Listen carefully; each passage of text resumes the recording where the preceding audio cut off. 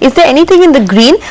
Two IT stocks, Infosys and Wipro, they were bucking the trend in any case through the day. So those are holding up with minor gains. And M&M is the one that's just about marginally in the green. But we'll do one thing. We have Siddharth Bhambre of Angel Broking also joining us. So let's get a quick comment from him as well. Siddharth, hi, afternoon. We were asking a couple of guests earlier whether the downside of 7,500 that we hit a couple of days ago, whether that would hold or not. What's the sense you're getting from now up until expiry? Good afternoon. First thing, Sonia, the positions which were formed in September series by various participants, be it FIIs or retail, were not formed with expiry in mind. They were formed with Fed event in mind and also what happened in Chinese market. So reading same data and gauging expiry out of it is not possible. So those people who are highlighting option open interest and saying that's the reason expiry is going to happen at so and so levels should take into consideration that those positions were made because of Fed or Chinese event and not for the expiry. So it is very difficult to gauge the expiry at this point of time because most of the positions are not relevant to expiry. At the same time, what we are seeing out of whatever the open interest and the liquidity parameters we are seeing is that this market, I'm not saying that this market won't bounce from current levels. In fact, today we were expecting that probably market may breach highs of 8055, may go towards say 80, 8100, and then the correction would resume again. So we are not surprised by the correction because FIIs were shorting index futures, but we are surprised by the timing of the correction, as Anuj also pointed that he was expecting in October series. Also, what I'm observing from FNO data, and especially what Anuj said, that the index future short positions are not formed in September, they're formed in October, because we have seen clearly reduction in open interest in September and formation of shorts in October. This market remains sell and rise for us, and we would remain short in this market. Okay, almost approaching 4 lakh crore as far as the F&O volume is concerned. These kind of volumes are reserved for either the expiry day or the penultimate day. These are not the kind of volumes that you see on a Tuesday itself, but today you're seeing because the selling ferocity has been quite aggressive. Siddharth, the million-dollar question then, is it looking like that kind of an expiry where things get even more ugly, and is it still a good time to take short position then, even with current expiry in mind? I mean, 2 days can be a long period in a market like this. Anuj, I won't suggest, for if somebody is playing for 2 days, you should, short at current levels. This doesn't change the overall view that probably we are heading towards the lows which we made in this expiry itself. Idea is that IVs which were declined in a couple of days to 18% from 28%, there was no reason for IVs to decline so much. Sorry. What we saw that IVs went up because of Chinese reaction, and IVs came down because Fed's inaction. So there was no reason for IVs to drastically come down to 18%. So we are expecting IVs to jump back to 22-23 odd %, and that is what is happening, irrespective of how Chinese market are doing. For your information, Chinese market today are also were quite stable and closed up say 20-25 points, and it is quite possible that Shanghai might go towards 3250, 3300 odd levels. So next 2 days, or from expiry perspective, I would really not short this market. Probably there might be some bounce, or there might be some bounce of 100 points or so. Do I want to play it? No. I am playing as a positional trader for a substantial downside in this market, and this is a sell on rise market. Okay. All these FIIs who are coming and commenting that India is the best place to invest at this point of time in emerging markets. So most of them, 90% of them are saying that it's a good market, and the data which is coming on NSE website and SEBI just hold on to that thought, to that the market is selling off rapidly now, so we just need to address that for a bit. Anuj, 520 points gone on the Sensex, and the aggression with which the selling is taking place is quite alarming. Yeah, I mean, so Sonia, in expiry weeks, 30 minutes can be a really long time. From now to the market closing, that's why I said, bulls would hope that the market closes now, because things can get really ugly. If 7800 breaks, even by 10 or 20 points, 50 or 60 points can come aggressively, or can come easily on the Nifty. That's the nature of this beast in expiry week. That's the problem in selling options in expiry week, and especially in a month like September. And in fact, let's pull out some of the stocks and the intraday chart of some of these names, and even some of the stronger, the erstwhile stronger stocks are now selling off. Zee Entertainment, for example, see the intraday chart of Zee Entertainment. That's now at the low point of the day. Coal India, that stock has seen quite a bit of decline now, and these are now the last leg of fall that we're seeing in some of these names. So Coal India, look at that big massive intraday decline. Yes Bank, a stock which has recovered quite a bit of late, that's seen quite a bit of decline. The real pressure for the market, which has taken Nifty towards 7800, has come from ICICI Bank. That stock, which was holding reasonably okay, now pull out the intraday chart of ICICI Bank, and my sense is that it would have changed the contribution plate as well. The ICICI Bank stock is now down about 3%. It was not part of the top Nifty draggers about 15 minutes back. It now should be there. Let's pull out the contribution chart and see if ICICI Bank has reached there, because clearly this last leg of fall has come because of ICICI Bank. Okay, still not there. It's HDFC, Larsen & Toubro, Reliance, HDFC Bank and others. In others, I'm assuming the top one would be ICICI, but it should be reaching there pretty soon, Sonia. It's quite brutal in the broader markets as well. Just pull up the intraday of something like Apollo Tyres. There's a massive sell-off that we've seen there in the last 10-15 minutes. So Apollo Tyres has now moved to the lowest point of trade. You have something like Suzlon that is selling off quite rapidly as well, down about 4.5%, and huge volumes getting traded. So a lot of these frequently traded stocks are getting pounded quite hard. 530 points gone now in the Sensex. By the way, I just want to also mention that things are looking quite ugly in Europe. Yeah. So at this point, Europe has sold off substantially. FTSE, the DAX, the CAC are all down about 2 to 3% and you know, this Volkswagen issue is ballooning into a much bigger issue. So far it was only restricted to the US, but now the French finance minister has called for a Europe-wide probe into other car makers as well, which you know, pushed names in the auto sector over there down. So Renault was down about 6%, Peugeot was down about 6.5%.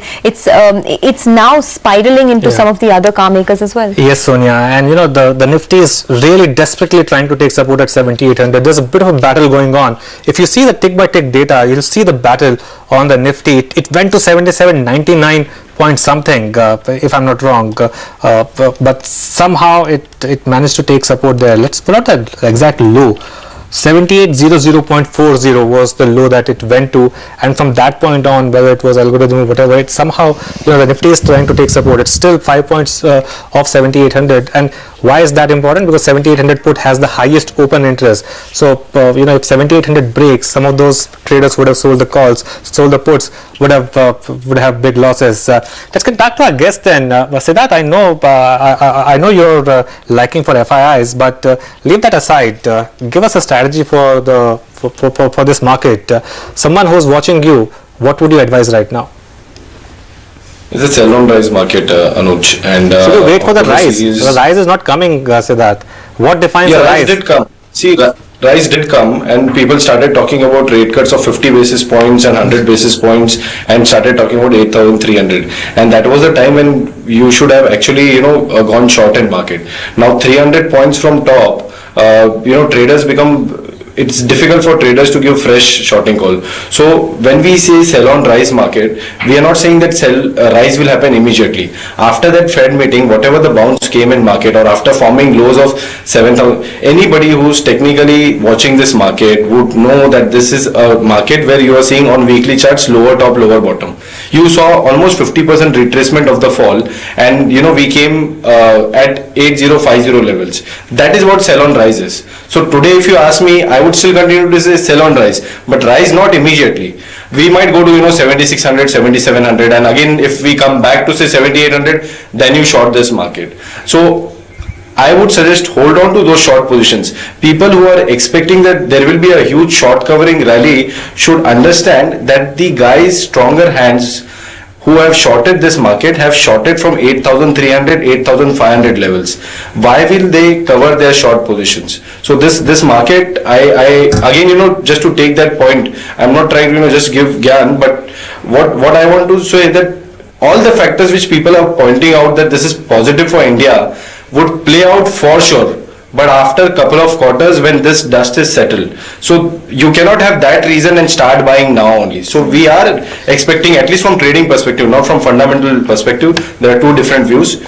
From trading perspective, I'm expecting downside, and investors should be very choosy and should not run behind stocks in this kind of market. Siddharth, just stay on for a bit. We have a couple of more guests who are joining us. What should you be doing in this last hour of trade? Kunal Bothra joins in now with some closing strategies. Kunal, what would you sell for the next 45 minutes?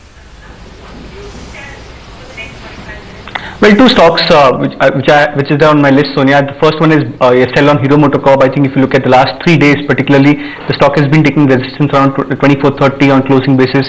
So I think keeping that as a stop loss, I think it's a good trade to go short on Hero MotoCorp. Look for a target of at least 23.20. And the second one is a sell on Colgate-Palmolive. I think from the defensive pack or the FMCG space, I think this is one of the few stocks which on a daily chart there seems to be a moving average crossover, 15 and 200 moving average crossover. There is an RSI divergence, a bearish RSI divergence, which has already happened on the daily charts as well. So I think a couple of these parameters which indicate that this rise which you saw in Colgate-Palmolive would actually be sold into quite viciously. I'm expecting a target of at least 1920 over the next couple of days, keeping a stop loss of 1990 on it. Okay, I'll stay on with us. Deepan Mehta also joins in now. Deepan, good afternoon. We were talking about this earlier as well, that maybe this market has some more downside left. Do you think we are headed back towards the recent lows, or maybe even lower, or could we see support between now and the previous low? I think it's very difficult to call at this point of time, because clearly the reason for our market sliding is the weak opening and further sell-off in the European markets. And if you try and analyze over there, it's nothing that fresh news flow has come. It's just that specific stocks over there, like say Glencore or Volkswagen, some of the other auto companies are being hit for specific their internal related issues. But nonetheless, I think we are seeing a wave of FI selling over here, and we have to bear the brunt, as do most of the global markets. So whenever there's a global market sell-off, it's very difficult to get a handle on where exactly the bottom is, because if globally markets keep on sinking lower and lower, then we will just follow suit, at least in the short term. So is it best to just stay out of this market and watch while this global volatility plays out, Deepan, or should you still be looking at stock-specific opportunities now?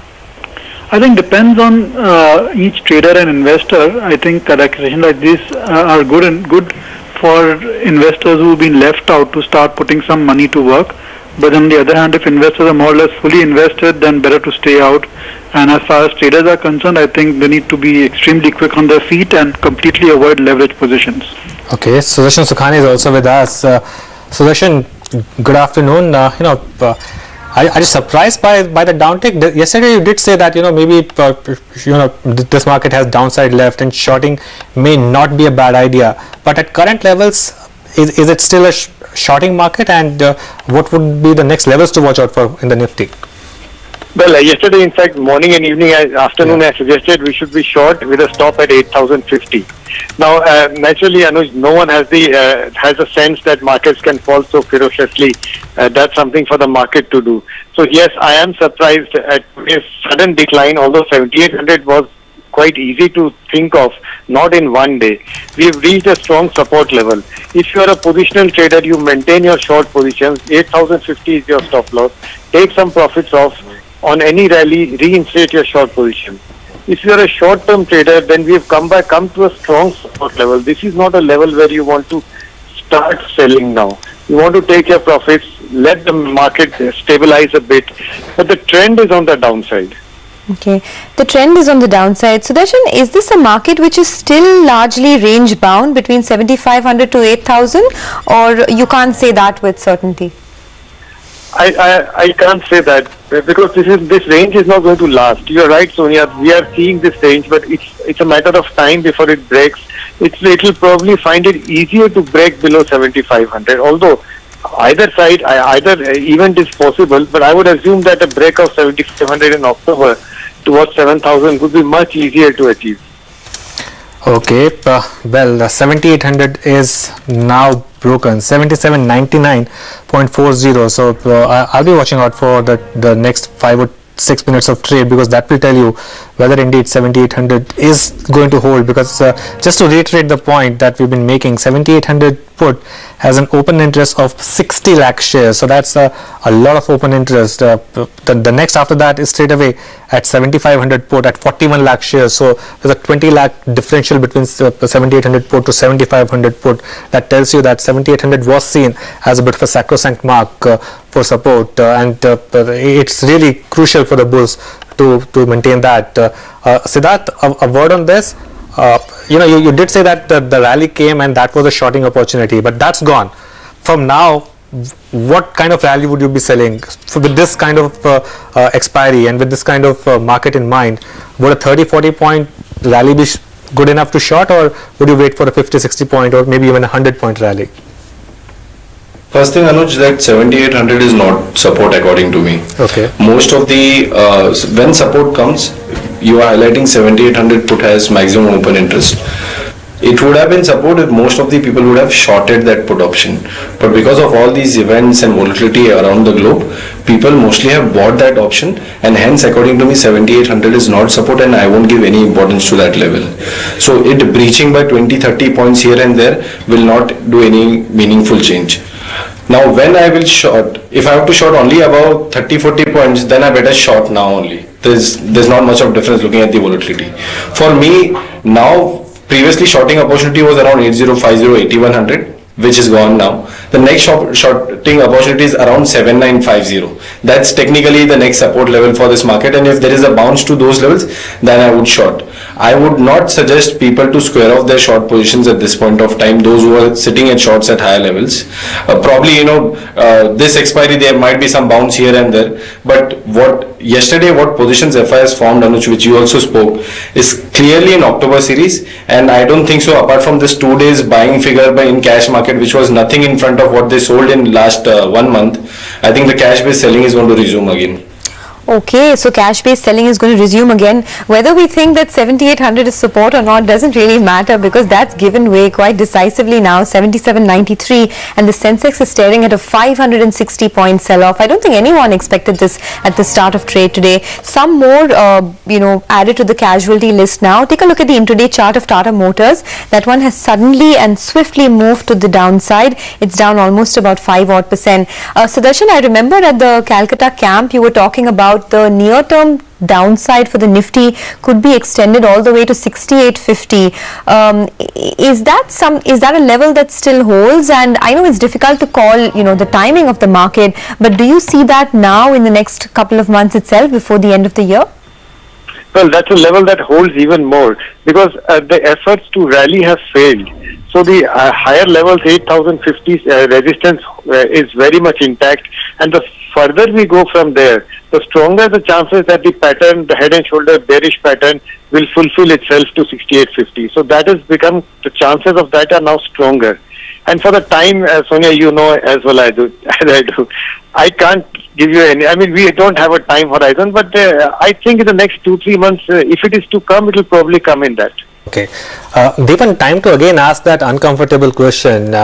Is this still a bull market correction, or are we looking at a bit of a bear market? Because this market has not shown signs of a classical bull market correction. It's not been that swift, sharp correction which lasts for a month or 2 months and then the market moves on. This is a market which has now been correcting for a better part of 6 or 7 months. Yeah, that's true, and that's where the fear is that 6-7 months if the market continues to correct, then you have to call it beginning of a bear market from the time it started correcting. So let's see, I think maybe 4, 5, 6 weeks or so. We have 2 important events to look forward to. One, of course, is the RBI policy. That could be a game changer. And then we'll have an earnings season coming in from October, and that may set the pace, or maybe we could have an answer to our original question, is whether we are still in the bull market or whether the bear market has already started. And if this earnings season turns out to be on the negative side and there are bad news all around, then I think we have to say that the bear market is already underway. So let's just wait and watch. I think the secular growth in the bull market, that is on, but we may be in for some trying period, at least in the near term.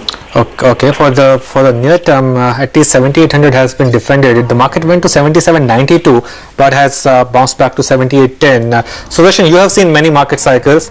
Is this still a bull market correction, or maybe we are in the early stages of a bit of a bear market? No, it's a bull market correction, but it's not feeling like that. That's a different issue. It's just a matter of terminology. If we come to 6,800, it's going to be very painful. 6,800 would still be higher than the 5,000, 5,500 level where the bull market started from.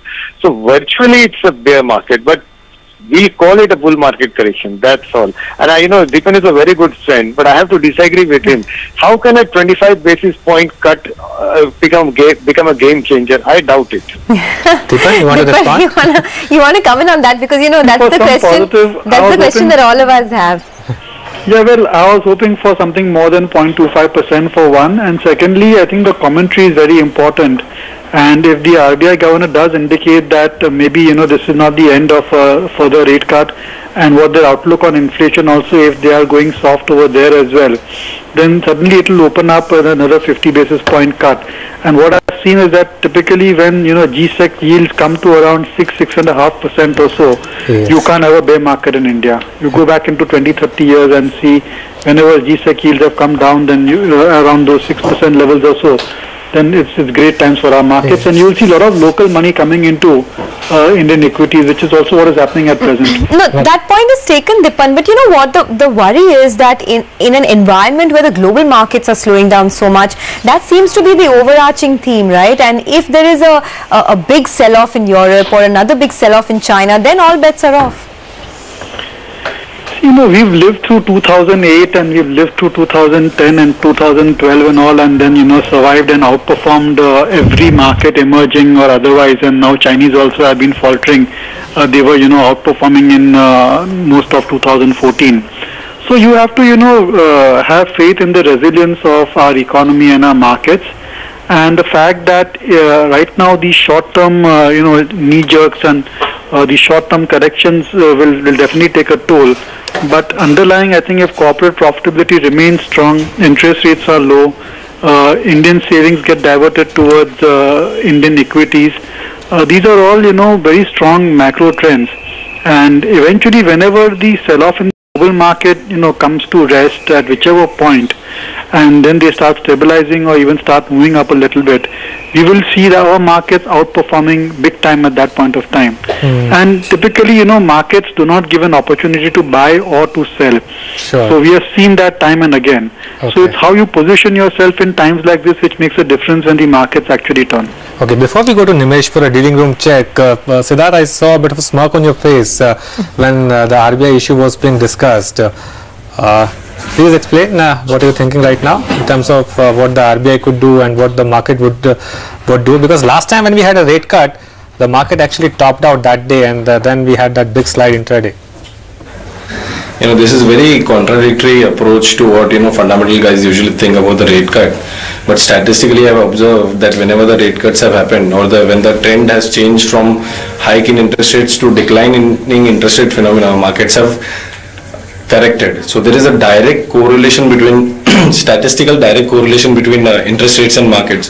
So if interest rates are coming down, market come down. If interest rate goes up, market goes up. The basic the basic thing which I don't know whether people are missing out on this or not. Interest rate goes up because there is a lot of growth and inflation is to be controlled, and that's why interest rates are getting increased. And when interest rates are coming down, there is no growth, inflation is nil. I'm going to say inflation is very low, and that's why to promote growth, those interest rates are getting declined. So I think we are in a market where inflation is not a concern anymore, growth is coming down. So if growth is coming down, how can the stock market can go up? So whether it is 25 basis point or 50 basis point, 1 or 2 days blip here and there, I don't think so market goes up because of rate cut. So markets are forward looking, and markets for next 2, 3, 4 quarters are seeing that corporate earnings may not be that great. Again, I want to say here, I don't want to sound very bearish. From 3 years perspective, say I'm very bullish on market. No other asset class can give as returns as equity would give, but that is from 3 years perspective. Next 6 months, I won't equity.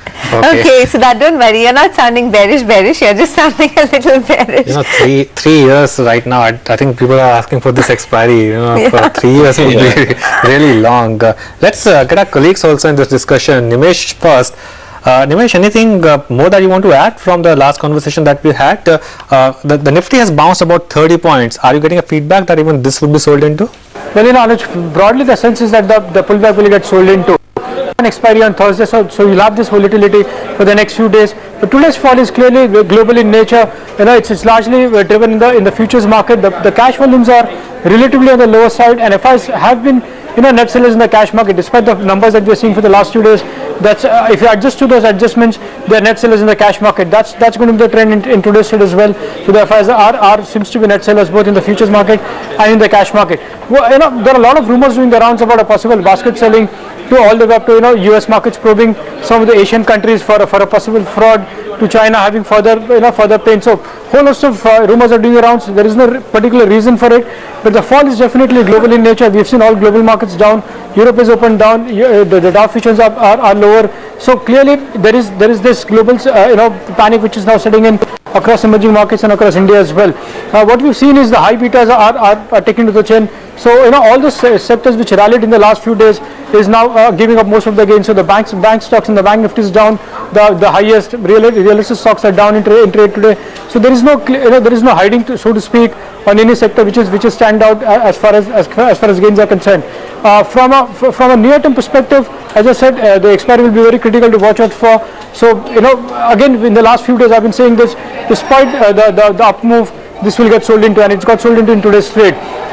Beyond expiry, I think the biggest trigger for the Indian markets would be the rate cut or possible RBI policy, and what happens then, because there is a lot of still expectation build up in the bank stocks and in the bank Nifty, so that is something to watch out for.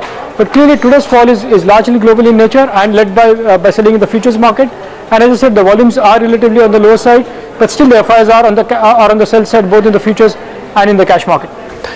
Alright, Nimesh, thanks for that. Well, for now, there's no recovery at all. It's still down more than 500 points. But Varinder is also with us. He gives us a list of stocks that are near the 200-day moving average. Varinder. Well, large cap, strong stocks have got weak today. Look at some of these stocks. Cipla is now down nearly 3% from its 200 DMA of nearly 664. Important stocks like TCS, which is trading now nearly 2% below 200 DMA of that 2557.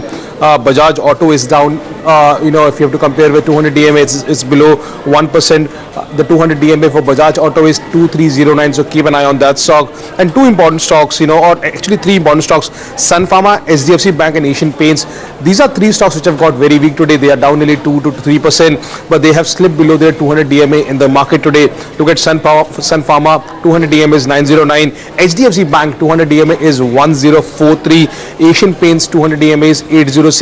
Keep an eye on Asian Paints, that could be important stock. And few stocks which are just trading only 1% above the 200 DMA mark, HCL Technologies, IndusInd Bank and Wipro. These could be the important stock to watch out for if the markets dips down today. But there are certain pockets like HDFC Bank, Sun Pharma, Bajaj Auto, which have really got weak on a technical basis, trading below 200 DMA. All right, Varinder, thanks a lot for that. Siddharth, you always give us an all or nothing trade in expiry week. Today, of course, we called you a bit early in this series on Tuesday itself. So today's last half an hour to go, tomorrow and day after for expiry. What's the all or nothing trade in Nifty options? Anything, 7700 put, 7600 put, anything that you would want to buy now and maybe square off tomorrow or hold till expiry? Anuj, I think that I'll leave for Thursday, because all or nothing should be only for last half an hour, 45 minutes. But what I can say is, don't expect straight downside fall in market. This mainly because whatever is happening because of global cues. I still feel that Chinese market is the paramount factor. There might be bounce here and there. IVs have all of a sudden gone up high right now. I would, for a couple of days, sell 7700 put option and 7900 call option and pocket in the premium which is available at this point of time. And I'm surely we would have something to discuss on the expiry day also. Alright, okay, Siddharth, we leave it at that. Thanks for joining us. Well, for now, we'll take a short break. We haven't done that in a while. Markets have not seen any recovery, but there's no incremental sell-off either.